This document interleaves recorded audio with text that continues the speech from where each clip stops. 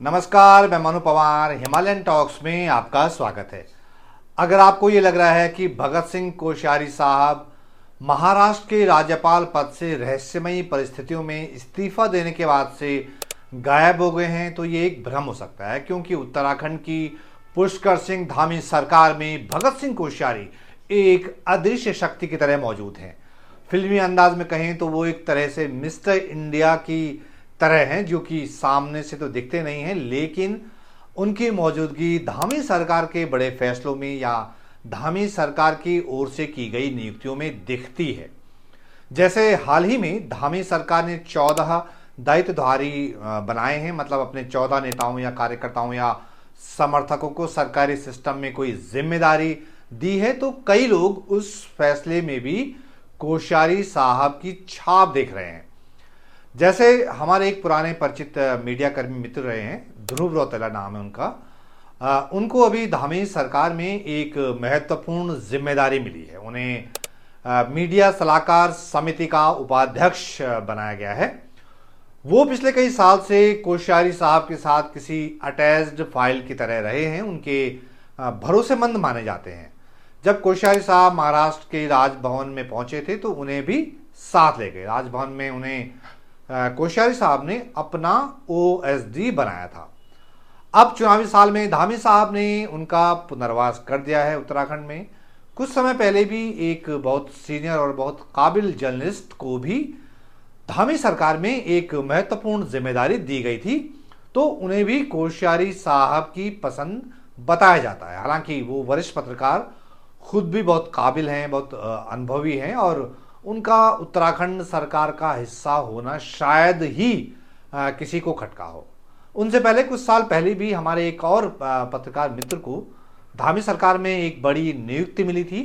तो सत्ता के गलियारों में अंदर की खबर रखने वालों से पता चला कि वो नियुक्ति भी कोश्यारी साहब के प्रताप से ही संभव हो पाई थी। मतलब कोश्यारी साहब की संस्तुति या उनकी सिफारिश ने उस नियुक्ति में अहम रोल निभाया था। मतलब कह सकते हैं कि पुष्कर सिंह धामी सरकार में भगत सिंह कोश्यारी जी की फुल चल रही है। देहरादून में मेरे कई पत्रकार मित्रों से पता चला कि डिफेंस कॉलोनी में जहां भगत सिंह कोश्यारी जी रह रहे हैं, वहां दिन भर राजनीतिक श्रद्धालुओं का आना जाना लगा रहता है। उनके लिए कोश्यारी साहब से मिलना, उनसे बतियाना, उनके साथ बैठना किसी राजनीतिक तीर्थ करने जैसा हो जाता है। कई लोगों के लिए, या यूं कहूं कि सत्ता से कुछ पाने, कुछ हासिल करने या अपना काम निकलवाने के आकांक्षी लोगों के लिए भगत सिंह कोश्यारी जी धामी सरकार तक पहुंचने का सबसे महत्वपूर्ण रूट है। और भगत दा के घर पर दर्शनार्थियों का आना यूं ही नहीं होता। ये धारणा पुख्ता हो चुकी है कि धामी साहब भगत दा की सुनते हैं और उन पर अमल भी करते हैं। इसी चक्कर में देहरादून में बहुत से कार्यक्रमों में भगत सिंह कोश्यारी जी को बुलाने की होड़ लगी रहती है। शायद आयोजकों को लगता होगा कि गुरु को साध कर वो चेले को भी साध ही लेंगे। तो कुल मिलाकर धामी राज में भगत दा की भी जय जय हो रही है। वरना तो फरवरी 2023 में जब भगत दा महाराष्ट्र का राज्यपाल पद रहस्यमयी परिस्थितियों में छोड़कर सीधे पहाड़ों में पहुंच गए थे, तो कहा जाने लगा था कि अब भगत दा राजनीतिक वानप्रस्थ की ओर चले गए। मतलब सारी राजनीतिक मोह माया त्याग कर वानप्रस्थी बन गए। लेकिन फिर भगत दा तो भगत दा ठहरे। राजनीति उनके नस नस में है। उनके लिए सुविधाजनक बात यह रही कि उनके अपने गृह राज्य उत्तराखंड में पिछले 9 साल से न सिर्फ उनकी अपनी पार्टी बीजेपी की सरकार है, बल्कि पिछले करीब 4.5 साल से उनके अपने राजनीतिक शिष्य पुष्कर सिंह धामी मुख्यमंत्री है। कोश्यारी साहब और धामी साहब के बीच की केमिस्ट्री के बारे में किसी को बताने की जरूरत नहीं है। आज भी भगत सिंह कोश्यारी मुख्यमंत्री पुष्कर सिंह धामी को पुष्कर कहकर संबोधित करते हैं, जबकि धामी साहब भी अपने राजनीतिक गुरु भगत दा को बाबूजी कहकर संबोधित करते हैं। तो दोनों के बीच एक अनौपचारिक और एक मजबूत रिश्ता है, एक तगड़ी बॉन्डिंग है। मुझे बहुत करीबी लोगों से पता चला कि मुख्यमंत्री धामी भी कोश्यारी साहब से कई बार परामर्श लेते रहते हैं, खासकर तब जबकि कोई बाहरी या भीतरी संकट घिर आता है।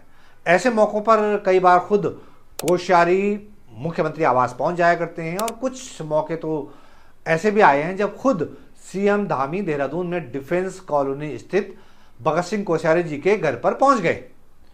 जैसे इसी साल जनवरी महीने की बात है, जब अंकिता भंडारी मामले में वीआईपी को लेकर हुए खुलासे के बाद जो बड़े प्रोटेस्ट हो रहे थे, उसी दौरान आंदोलनकारी संगठनों ने फरवरी के पहले हफ्ते में देहरादून के परेड ग्राउंड में बड़े प्रोटेस्ट का आह्वान किया था।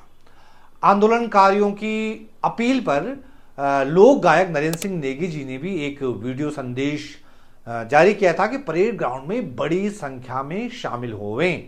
नेगी जी की अपील का असर कैसे होता है, धामी सरकार इसे मूल निवास भू कानून वाले आंदोलन में देख चुकी थी। जनवरी में अंकिता केस में लोक गायक नरेंद्र सिंह नेगी जी की तरफ से आई अपील से खुद मुख्यमंत्री पुष्कर सिंह धामी साहब भी विचलित से दिखे कि हुआ ये कि फिर वो सीधे अपने राजनीतिक गुरु भगत सिंह कोश्यारी जी के घर पर पहुंच गए। मुझे जो अंदर की खबर पता चली उसके मुताबिक धामी साहब को ये बात पता है कि कोश्यारी साहब के नरेंद्र सिंह नेगी जी से अच्छे ताल्लुकात हैं, तो उन्होंने भगत दा के घर पहुंचकर उन्हें इस बात के लिए तैयार कर लिया कि वो नेगी दा के घर जाकर उन्हें मनाएंगे, उनसे अपनी अपील जो है वापस लेने की अपील करेंगे। आपको ये तस्वीरें ध्यान होंगी, अपने राजनीतिक शिष्य सीएम धामी के कहने पर भगत दा 31 जनवरी को देहरादून में नेगी दा के घर पर पहुंच गए थे, उन्हें मनाने की कोशिश की, लेकिन नेगी दा वीडियो संदेश को वापस लेने को राजी नहीं हुए। उस किस्से का जिक्र यहां मैं इसलिए कर रहा हूं ताकि आपको यह अंदाजा हो जाए कि मुख्यमंत्री पुष्कर सिंह धामी और भगत सिंह कोश्यारी जी के बीच कितने घनिष्ठ संबंध हैं और धामी सरकार के फैसलों में भगत दा कितने बड़े फैक्टर माने जाते हैं। वैसे ये बात शायद आपको पता ही होगी कि धामी साहब कभी कोश्यारी जी की उंगली पकड़कर ही राजनीति में दाखिल हुए थे। कोश्यारी साहब जब उत्तराखंड के मुख्यमंत्री बने थे तो बीजेपी युवा मोर्चा में पहुंचे पुष्कर सिंह धामी को तब उन्होंने अपना ओएसडी बनाया था। उससे पहले धामी लखनऊ में हुआ करते थे। आपको बता दूं कि उत्तराखंड में इन 26 साल में जो 12 मुख्यमंत्री हुए हैं उनमें भगत सिंह कोश्यारी जी दूसरे मुख्यमंत्री थे। हालांकि उनको मुख्यमंत्री की कुर्सी बहुत ही कम समय के लिए नसीब हो पाई। अलग राज्य बनने के बाद उन्होंने उत्तराखंड की अंतरिम सरकार में 30 अक्टूबर 2001 को मुख्यमंत्री पद की शपथ ली थी और 1 मार्च 2002 तक ही वो मुख्यमंत्री रह पाए। उनका कार्यकाल सिर्फ 4 महीने ही रहा, उसकी कसक उन्हें आज तक है, मतलब भगत दा को आज तक है। तो उन 4 महीनों के दौरान आज के मुख्यमंत्री पुष्कर सिंह धामी तब के मुख्यमंत्री भगत सिंह कोश्यारी के ओएसडी यानी ऑफिसर ऑन स्पेशल ड्यूटी रहे और वहीं से वो सरकारी सिस्टम की फंक्शनिंग को करीब से देख और समझ पाए। मतलब कोश्यारी साहब का राज जो है धामी साहब के लिए राजनीतिक पाठशाला की तरह रहा। साल 2002 में उत्तराखंड के पहले विधानसभा चुनाव में जब बीजेपी की सरकार चली गई तो उसके बाद धामी साहब को भारतीय जनता युवा मोर्चा का प्रदेश अध्यक्ष बनाया गया और कहा जाता है कि इस नियुक्ति में कोश्यारी साहब का बड़ा हाथ था। यह भी कहा जाता है कि पहली बार 2012 में जब विधानसभा चुनाव में खटीमा से विधायकी का टिकट धामी साहब को मिला तो उन्हें भगत सिंह कोश्यारी जी की बदौलत ही वो टिकट मिला। खटीमा से धामी साहब लगातार 2 बार विधायक रहे, लेकिन पिछली बार यानी साल 2022 में जबकि वो मुख्यमंत्री थे तब खटीमा से चुनाव हार गए थे। चुनाव हारने के बावजूद बीजेपी हाईकमान ने उन्हीं पर भरोसा जताया और हारे हुए मुख्यमंत्री को फिर से मुख्यमंत्री बना दिया। उसके बाद की कहानी आप लोग जानते ही हैं। वैसे मुख्यमंत्री पुष्कर सिंह धामी ने अपने राजनीतिक गुरु और अपने राजनीतिक संकट मोचक भगत दा को इसी साल बड़ा नागरिक सम्मान भी दिलाया है। इसी साल गणतंत्र दिवस के मौके पर भगत सिंह कोश्यारी को पद्म भूषण सम्मान देने की घोषणा हुई थी। वैसे पद्म भूषण को लेकर भगत सिंह कोश्यारी की पहली सार्वजनिक प्रतिक्रिया बड़ी चौंकाने वाली थी। उन्होंने किसी मीडिया के माइक पर कह दिया कि मुझे भूषण की कोई चाह नहीं रही, मेरी कोई उपलब्धि भी नहीं है। तो इस वीडियो में इतना ही। उत्तराखंड की राजनीति के ऐसे बहुत से अनसुने और दिलचस्प किस्से आपको मेरे YouTube चैनल पर मिलेंगे।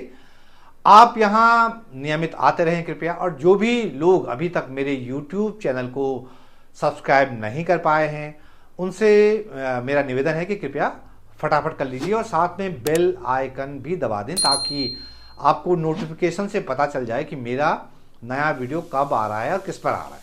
तो जो व्यूअर्स मुझसे सीधे जुड़ना चाहते हैं वो नीचे सब्सक्राइब बटन के बगल में जो ज्वाइन बटन है उसे दबाकर अपनी चॉइस चुन सकते हैं। और हाँ, मुझसे कई लोगों ने पूछा कि मेरे प्लेटफॉर्म को वो आर्थिक तौर पर कैसे सपोर्ट कर सकते हैं, तो उसके लिए मैं ये QR कोड दे रहा हूँ, उसे अपने UPI से या पेटीएम से स्कैन कर लीजिएगा कृपया, और जितनी भी अमाउंट से आप मुझे हेल्प करना चाहते हैं वो दर्ज करके सेंड कर दीजिएगा। इससे होगा ये कि मुझे आप तक बेहतर से बेहतर कंटेंट पहुंचाने में मदद मिलेगी। तो ये वीडियो देखने के लिए आपका बहुत बहुत धन्यवाद। जल्द मिलते हैं एक नई वीडियो के साथ, तब तक के लिए नमस्कार।